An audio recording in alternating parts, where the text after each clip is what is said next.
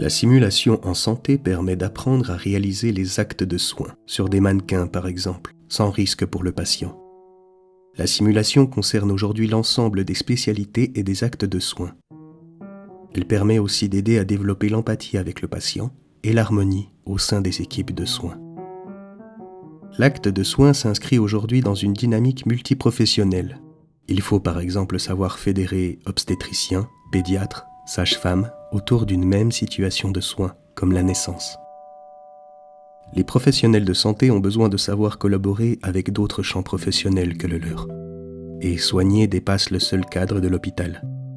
Si un événement tragique survient, comme à Strasbourg en 2018, les policiers, les pompiers, le SAMU, l'ARS, la préfecture doivent pouvoir se mobiliser ensemble.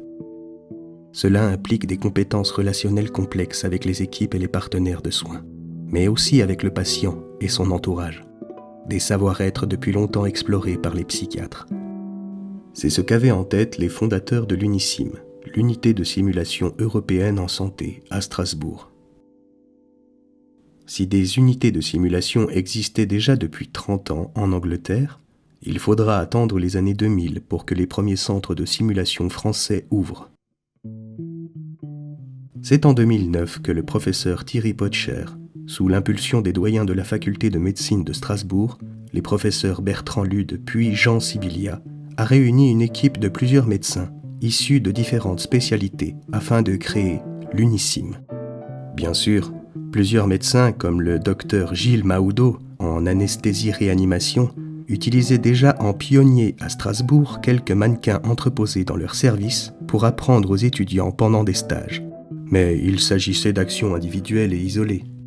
Ce furent eux qui ont alors convergé vers ce projet collaboratif ambitieux. Le développement de la simulation dans le domaine de la santé à Strasbourg.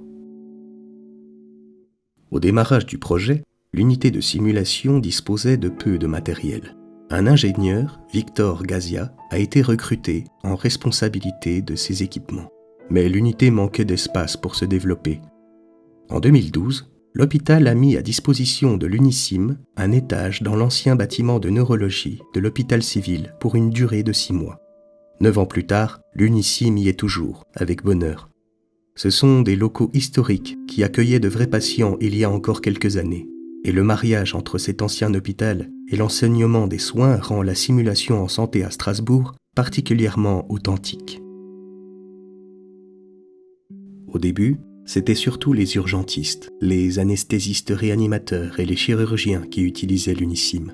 Mais aussi les psychiatres, sous l'impulsion du professeur Pierre Vidaillet, ont rapidement rejoint l'équipe dès le début de l'aventure.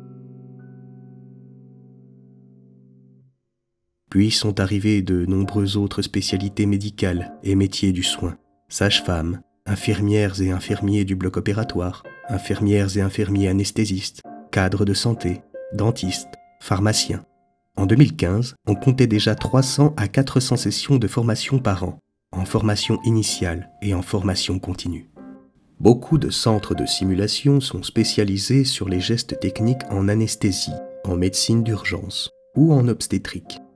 L'UNISIM, très impliquée dans la formation initiale et continue des professionnels de santé aux compétences techniques, met quant à elle l'accent sur la formation aux compétences relationnelles et aux formations interprofessionnelles. L'UNISIM développe des travaux de recherche sur la simulation afin de proposer de nouvelles modalités d'enseignement, de formation et de qualification.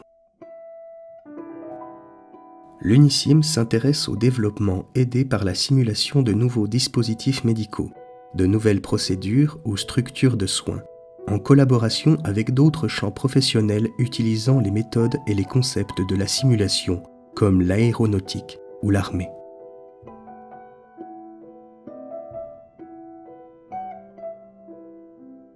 La simulation est devenue un véritable champ de connaissances et de compétences en elle-même. L'UNISIM propose ainsi des temps de formation à la simulation pour les formateurs uniques en Alsace.